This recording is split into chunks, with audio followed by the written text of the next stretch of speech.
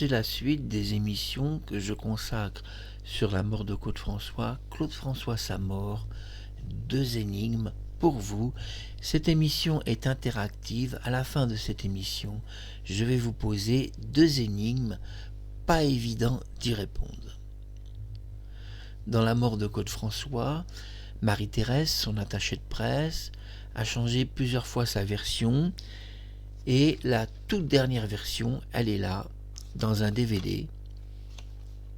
Ce DVD figure dans la collection officielle de Fabien Lecoeuvre et de Claude François Junior. Je précise que les DVD que j'ai est un original. C'est un disque original. Pour les gens qui me demandent d'où vient la version de Marie-Thérèse, elle vient d'un DVD original appartenant à Claude François Junior. Le 11 mars 1978, Marie-Thérèse confie dans ce DVD une nouvelle version de la mort de Claude François qu'elle n'avait jamais confiée. Dans cette version, en fait, rien ne va, comme dans les autres d'ailleurs. Mais nous apprenons qu'elle habite en face de chez Claude François et qu'elle n'a qu'une simple rue à traverser pour sonner à son interphone. C'est ce qui se passe, elle explique qu'elle est arrivée vers midi, qu'elle a sonné à l'interphone, qu'elle a dû attendre 15 minutes avant que Claude lui ouvre. Donc, ça ce n'est pas dit, mais elle a dû monter 8 étages, car Claude habite tout en haut, et il a des voisins. L'immeuble ne lui appartient pas. De nombreuses années, des gens essaieront de faire croire que Claude était propriétaire de tout l'immeuble. Non, Claude avait des voisins, c'était une copropriété, il n'y avait pas de disjoncteur individuel, ça n'existait pas à l'époque, mais il y avait, donc EDF avait donc des compteurs particuliers. En ce qui concerne les copropriétés, en cas d'incendie ou d'accident grave, il existait ce qu'on appelle donc un disjoncteur général, qui était uniquement réservé pour les immeubles entiers en cas d'incendie, d'électrocution ou toutes sortes de choses. À l'époque, quand Claude François s'électrocute, EDF fera quand même une petite remarque qu'il s'étonne, bien que je dis le mot étonne, mais eux ne l'ont pas dit dans ces mots, que le compteur général n'est pas disjoncté. Car selon eux, l'accident était quand même très grave et le compteur général, qui possédait un disjoncteur général, aurait dû éteindre tout l'immeuble. Et pourtant, ce n'est jamais arrivé. Mais c'est logique, si Claude François ne s'est jamais électrocuté, il est évident que ce compteur général n'a jamais disjoncté. Car si individuellement les compteurs n'ont pas de disjoncteur, il n'en est pas de même pour la généralité des bâtiments qui étaient quand même sous protection de compteurs particuliers capables de disjoncter dans le général en cas d'incendie ou d'accident très grave. Marie-Thérèse nous confie, après qu'elle ait sonné 15 minutes à l'interphone en bas de l'immeuble, elle monte donc plusieurs étages, elle ne précise pas le nombre d'étages, c'est 8 étages, puis, bien qu'on doit compter la terrasse, puis Claude lui ouvre la porte. Selon sa version, elle a vu Claude François en face d'elle lui ouvrir la porte. Évidemment, si c'était pas lui qui avait ouvert la porte, mais Kathleen, dans ce cas-là, elle l'aurait caché aux gens que c'est Kathleen qui a ouvert la porte. Et dans ce cas-là, si c'est elle qui avait ouvert la porte et qu'elle n'avait absolument pas vu Claude, dans ce cas-là, Claude était peut-être mort depuis au moins 15 minutes. C'est-à-dire qu'il était déjà évanoui depuis de nombreuses minutes. Cela explique qu'il n'ouvrait pas sa porte. Mais comme Marie-Thérèse possède un double des clés et qu'elle l'avoue, il est possible qu'en réalité, je dis bien il est possible, elle ait elle-même ouvert la porte et qu'elle ait découvert Claude évanoui. Pourquoi pas? Et que tout ça, elle l'ait caché. Et qu'elle ait demandé de l'aide de quelqu'un, de Kathleen, de servir de témoin parce qu'elle avait ouvert la porte de Claude et qu'elle ne voulait pas être la seule à expliquer tout ça. Elle avait besoin d'une autre personne. Possible qu'elle n'ait jamais vu en vie Claude François ce jour-là, mais on va s'en tenir quand même à son témoignage, on n'a pas le choix. C'est pas ce qu'elle dit.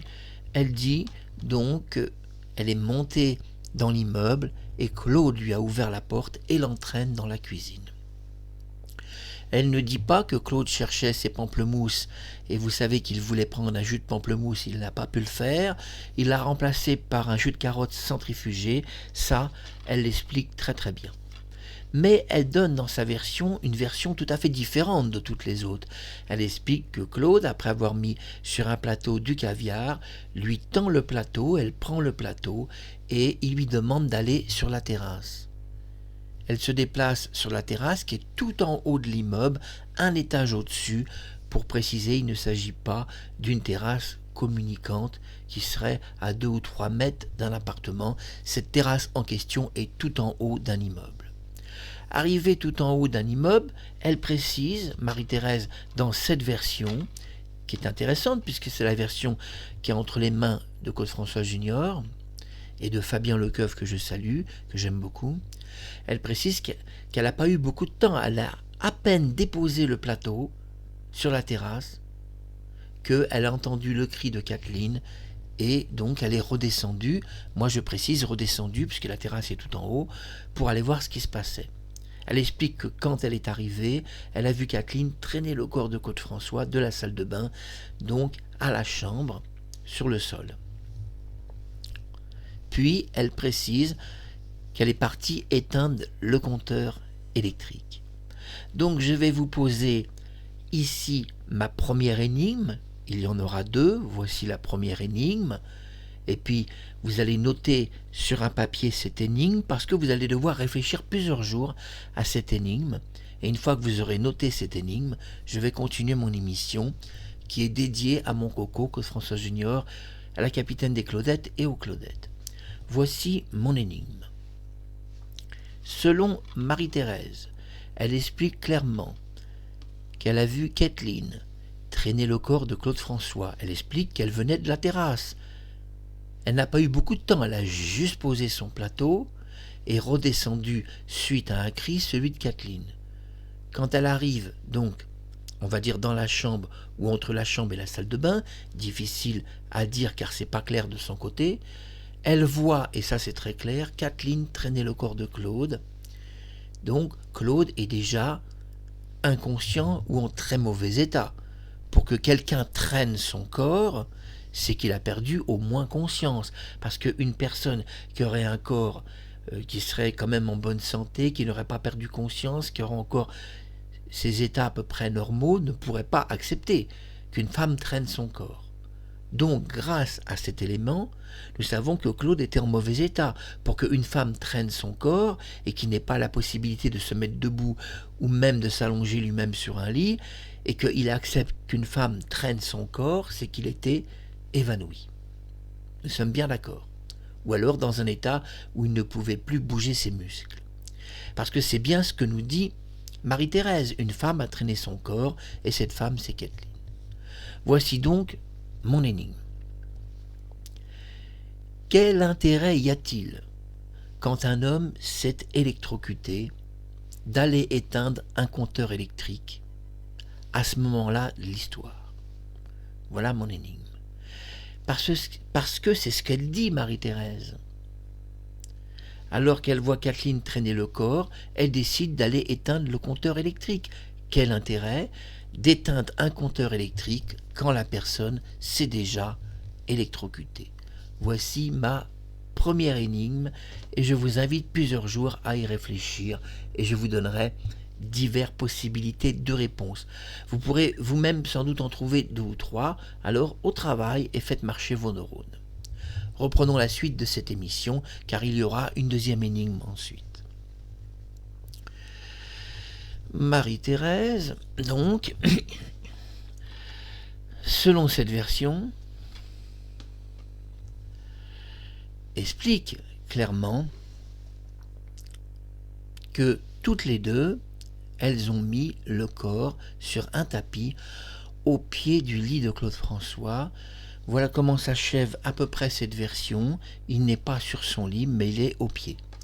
Et dans cette version, Claude n'a jamais été sur une terrasse. Il n'y a pas eu de bain de soleil, ce qui est un peu normal puisqu'il faisait 0 degré. Il n'y a pas de caviar qu'il a mangé sur la terrasse. Il n'a jamais rejoint personne sur une terrasse, puisque aussitôt elle dépose le plateau et doit, suite à un cri qu'elle entend, rejoindre Kathleen si vous préférez, qui traînait le corps de Claude. Donc Claude n'a jamais passé une minute avec elle sur cette terrasse, nous le savons dans cette version qui est entre les mains de Claude François Junior. Je vous poserai ma deuxième énigme quand cette émission va se terminer, mais maintenant nous allons voir la version de police, et nous allons voir la version 10 ans après la mort de Claude François, qui était encore publiée en 2003. Cette version en 2003 était encore l'officielle. Elle est restée l'officielle jusqu'à cette version où tout est chamboulé. On va voir la version officielle de police. Alors, il y a deux versions de police. La première, elle a tenu 10 ans. Claude François a changé une ampoule, les mains mouillées, et s'est électrocuté. C'est une version qui va durer 10 ans et qui sera dit partout dans les journaux, dans la presse et même dans le journal de mort de Claude François. Écrivez sur YouTube « Journal de mort de Claude François ». Vous aurez les journaux de sa mort, le 20h sur Antenne 2, et écoutez bien ce que dit le commentateur. Claude François a changé une ampoule. Je vous invite aussi à écouter le journal de 16h où il dit la même chose. Je vous invite à écouter aussi le journaliste qui était présent sur place et qui dit la même chose, que Claude a changé une ampoule. 10 ans après la mort de Claude, une nouvelle version apparaît, il aurait juste redressé une applique. Une version qui a quand même mis 10 ans à apparaître. Premier problème, je pense que beaucoup de gens auraient aimé entendre cette version immédiatement, plutôt qu'on leur raconte un gobard pendant 10 ans. Deuxième problème. Ma caméra sautille pas, c'est bon. Mais au-delà de cela, nous devons reconnaître que les problèmes vont s'amplifier. Parce que la version de police que nous allons entendre est quand même très différente de la version de Marie-Thérèse. Et pourtant, la version de police, c'est la version de Marie-Thérèse. Et oui, pas de Kathleen, puisque Kathleen n'a jamais donné de déposition réelle.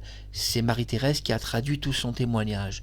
Ainsi, la police n'a jamais entendu réellement le vrai témoignage de Kathleen, et au fur et à mesure qu'on va l'entendre, on va entendre des choses farfelues de Kathleen. On parlera des choses farfelues. Quand on va voir ensemble ce témoignage, on pourra commencer à parler de versions farfelues. Regardons ensemble cette version et je vais vous la lire. Et je vais couper ma caméra. Donc une version qui a tenu jusqu'en 2003. Les premiers rayons de soleil font leur apparition. Le printemps précoce réchauffe l'atmosphère. Un petit commentaire si vous permettez, faux, je me suis renseigné à Météo France, il faisait à 14h 0 degrés sur la terrasse de Côte-François, 2 degrés selon le thermomètre de Marie-France, et il a fait que 8 degrés au mois de mai, car on était dans une ère glaciale et on sortait de l'ère glaciale du mois de février. Il n'y a pas eu de soleil pendant tout le mois de mars, où il a fait de 0 à 4 degrés maximum tout le mois de mars. Ainsi, ce que l'on nous raconte, qu'il y avait un printemps précoce qui réchauffe l'atmosphère, c'est 100% faux. On était dans une ère glaciale. Et on devait quand même le préciser. La France vit au rythme des prochaines élections législatives, c'est vrai. Valéry Giscard d'Estaing l'avait dit, il y a des élections et il se préparait. Il a donc été un peu gêné dans la mort de Côte-François de faire un peu tout en même temps. Dans son appartement parisien, Claude s'éveille, il est 13h, et là je vais reprendre ma caméra, si vous me le permettez, j'ai un commentaire à faire face à vous. On découvre dans la version de police, 10 ans après la mort de Côte-François, mais qui était la même, et même un petit peu différente, mais à peu près la même, que Claude s'est réveillé vers 13h. Kathleen a précisé 13h30, mais la version de police dit plutôt 13h. Mais de toute façon, qu'il soit réveillé à 13h30 ou à 13h, on est face à un schmilblick sur la mort de Côte-François. Pourquoi ? Parce que Marie-Thérèse nous explique dans ce DVD de Fabien Lecoeuvre, je le précise, c'est pas rien, et de Claude François, le fils de Claude François, c'est pas rien non plus, c'est quand même une archive historique de DVD, c'est quand même ça qu'on vend à tous les gens, et on leur vend ça, et pourvu qu'on leur vende quelque chose de vrai. Parce que si les gens achètent quelque chose de faux, ils sont mal partis. On nous explique, dans cet article fait par la police et les journalistes, que Claude s'est réveillé vers 13h. C'est pas ce qu'elle dit, Marie-Thérèse, hein, mon coco, si tu es là. Marie-Thérèse nous explique qu'elle est arrivée vers midi, nous explique qu'elle a attendu un quart d'heure. Claude lui ouvre la porte, il est donc midi 15, maximum midi 20. Et quand il lui ouvre la porte de son appartement, il est midi 20, peut-être midi 25 maximum. Mais alors la police nous explique que Claude François s'est réveillé à 13h et Kathleen 13h30, c'est sa version. Mais vous voyez bien que si Claude lui ouvre sa porte à 12h20, on va dire 12h20 maximum, comment a-t-il ouvert sa porte à 12h20 s'il a dormi jusqu'à 13h? Là, c'est pas une devinette ou une énigme, là c'est un schmilblick. Comment a-t-il fait, c'est intéressant, d'ouvrir une porte à 12h20 ou 12h30, parce que moi j'ai mis très très large, mais en réalité c'était 12h15, midi et quart, qu'il a ouvert la porte de chez lui. Comment a-t-il fait, et je pose la question à Marie-Thérèse, puisque c'est ton témoignage, comment le pigeon de la salle de bain, c'est comme ça qu'on va l'appeler, comment le pigeon de la salle de bain, parce qu'il s'est fait pigeonner dans l'histoire que vous nous racontez, ce n'est qu'un pigeon dans l'histoire, comment ce pigeon a-t-il fait, lui qui se réveille à 13h, pour t'ouvrir la porte à 14h15, 14h20? Il a ouvert la porte 45 minutes avant son réveil.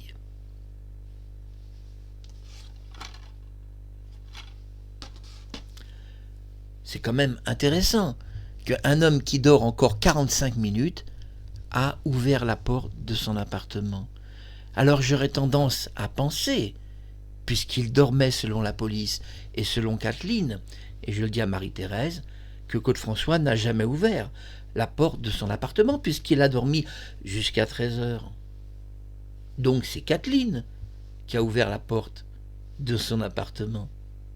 Et donc si elle n'a pas répondu pendant 15 minutes, c'est qu'il était déjà mort. Puis Kathleen a demandé à Marie-Thérèse d'aller sur la terrasse. Et Marie-Thérèse n'a jamais vu Claude François. Ni lui ouvrir la porte, ni sur une terrasse, puisqu'il s'est réveillé à 13h. Autre problème.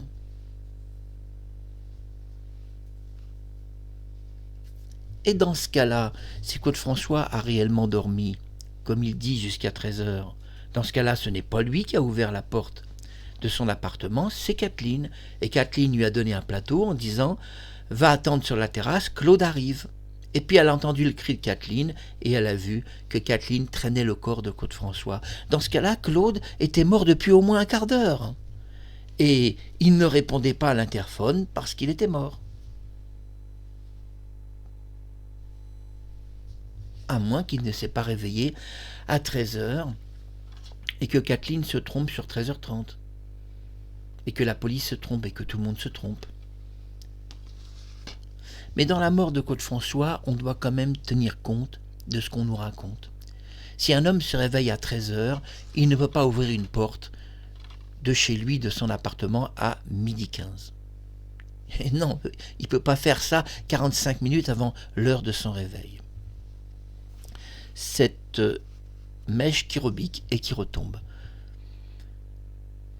Mais c'est très intéressant, ce schmilblick, parce que je vous invite à penser un peu, ça vous fera du bien dans un monde où on ne pense plus, il est temps de penser.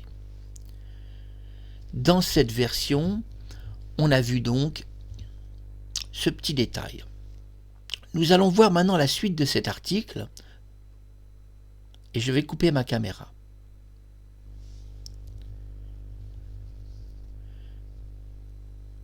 Et écoutez bien, je vous relis dès le début. Les premiers rayons de soleil font leur apparition, le printemps précoce réchauffe l'atmosphère, la France vit au rythme des prochaines élections législatives. Dans son appartement parisien, Claude s'éveille, il est 13 heures. L'Aiselin, c'était hier et c'est bien loin. Aujourd'hui, il enregistre une émission avec Michel Drucker. Son ami, les rendez-vous du dimanche. Il est attendu à 14 heures au studio de la SFP, des Buttes-Chaumont à Paris. Après un solide petit déjeuner, sur la terrasse, est-il précisé, sur la terrasse de son duplex, entouré de Kathleen, sa compagne, et de Marie-Thérèse. Il était donc sur une terrasse avec Kathleen et Marie-Thérèse, son attaché de presse. Claude s'attarde quelques instants afin de profiter un peu de ce beau temps printanier. Il discute gaiement, l'humeur badine, avec les deux jeunes femmes. Alors je reprends ma caméra et je fais un commentaire. Dans la version de police, on apprend que Claude François donc était avec Kathleen sur la terrasse, qu'il a discuté avec elle, il était joyeux, il s'est même attardé sur la terrasse, il a profité d'une belle journée de printemps, il était avec Kathleen aussi sur une terrasse. Dans cette version, il n'y a pas de Kathleen sur une terrasse, il n'y a pas de Claude François sur une terrasse, il n'y a pas de soleil, il n'y a pas de discussion gaie sur une terrasse, enfin tout ça n'existe pas. Tout ça n'existe pas. On continue, parce que la version de police est quand même intéressante, continuons. Je coupe ma caméra et on continue.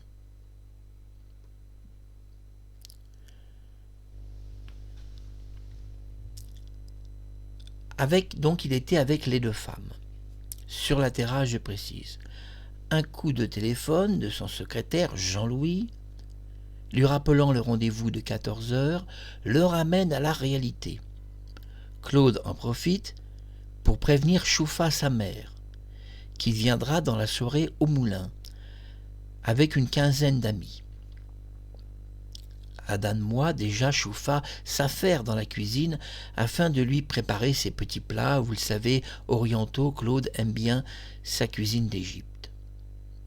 C'est vrai qu'il raffole de ça, précise l'article, et ils ont raison. Claude téléphone ensuite à sa sœur Josette et c'est confirmé, le coup de téléphone a été confirmé par sa sœur. Donc lisez un petit peu, il lui dit de préparer les préparatifs pour le week-end. 14h10, on nous donne donc une heure.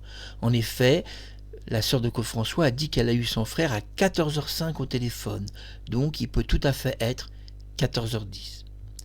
Après avoir raccroché, Claude se dirige vers la salle de bain pour se préparer, abandonnant presque à regret sa terrasse ensoleillée qu'il a transformée au fil des années, etc.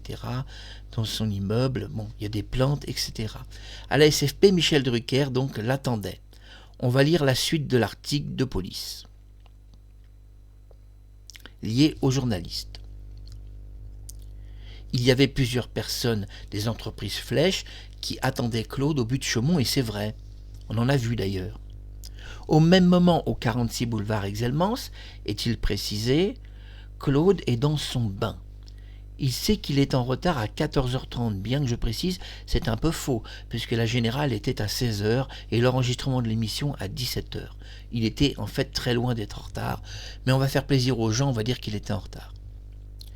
Alors qu'il s'apprête à sortir du bain, son regard s'arrête sur l'applique située au-dessus de la baignoire. Donc on nous explique que son regard s'est arrêté sur une applique au-dessus de sa baignoire, donc il a vu, c'est lui qui a vu une applique au-dessus de sa baignoire, c'est bien précisé.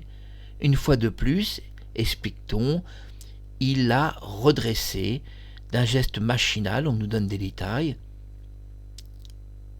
On nous dit qu'il a fait ça des dizaines de fois, Kathleen nous dira plus d'un millier de fois.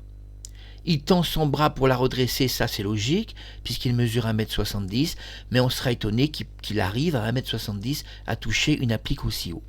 Mais soit. Deux de ses doigts restent collés à l'applique par suite d'un court-circuit.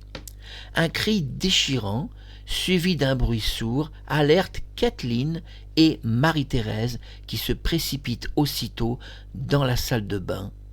Et oui, Marie-Thérèse et Kathleen n'étaient pas avec Claude François, ni Kathleen ni Marie-Thérèse, elles étaient ensemble et elles se sont précipitées toutes les deux vers la salle de bain. On sera alors étonné que si elles se sont précipitées vers la salle de bain et qu'il n'y a pas de témoin dans la salle de bain, on nous raconte que Claude a vu une applique. Qui donc est témoin pour nous dire qu'il a vu une applique puisqu'il n'y a personne avec lui dans la salle de bain? Et l'article précise, fait par la police et les journalistes, que Marie-Thérèse et Kathleen sont ensemble et aucune des deux n'est dans la salle de bain. Elle n'est pas. Elles ne sont pas dans la salle de bain avec Claude, ni Kathleen, ni Marie-Thérèse. Marie-Thérèse coupe l'interrupteur électrique. Marie-Thérèse donc va téléphoner à son médecin personnel, c'est le médecin personnel de Marie-Thérèse. Regardez, Élisée et Kathleen a traîné le corps convulsé.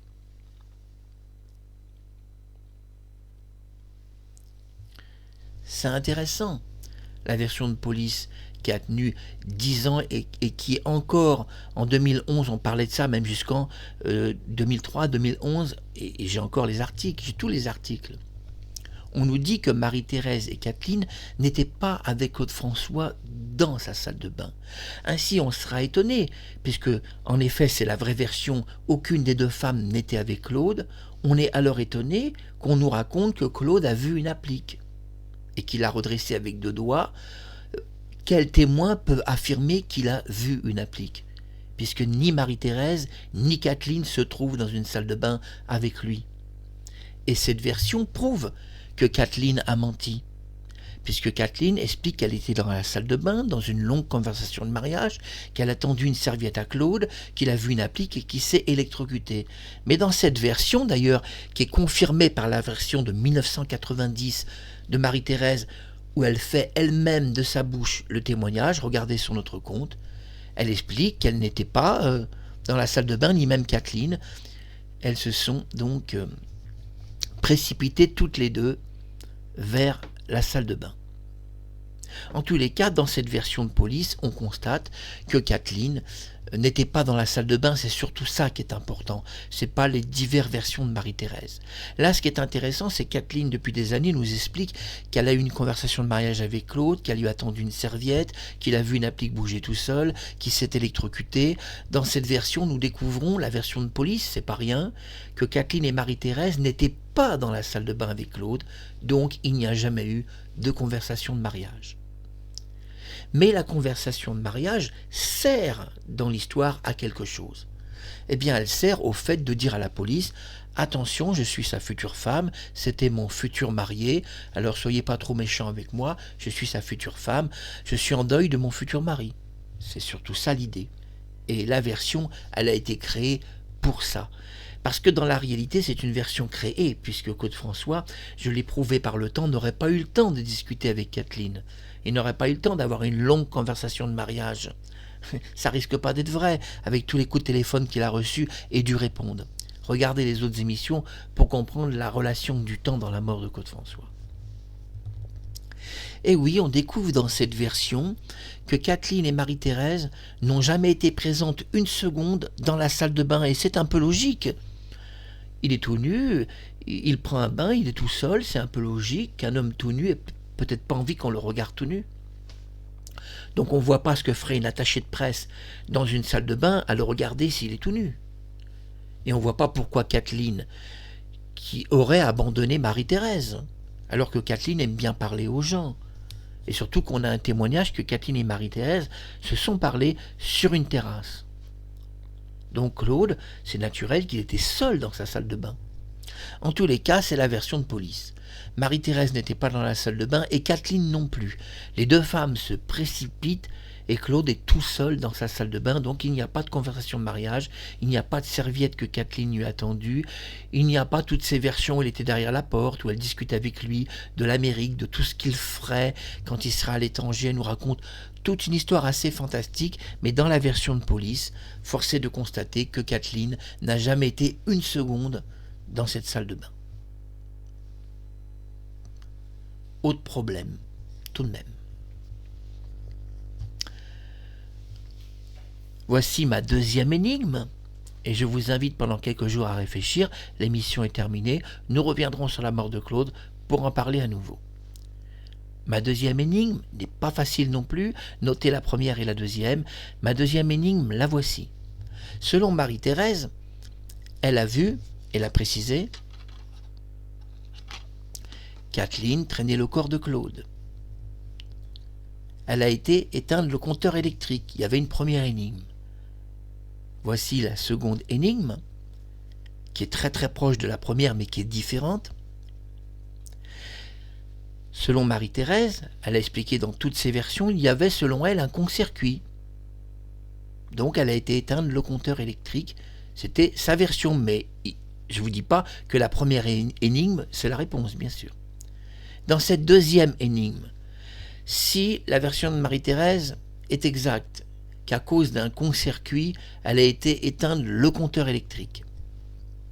C'était sa vision des choses. Si cette version est vraie, pourquoi alors a-t-elle téléphoné à son médecin personnel généraliste, plutôt que d'appeler les pompiers, puisqu'il y avait un court-circuit? N'est-il pas logique, après un court-circuit, d'appeler immédiatement les pompiers? Donc réfléchissez à cette deuxième énigme.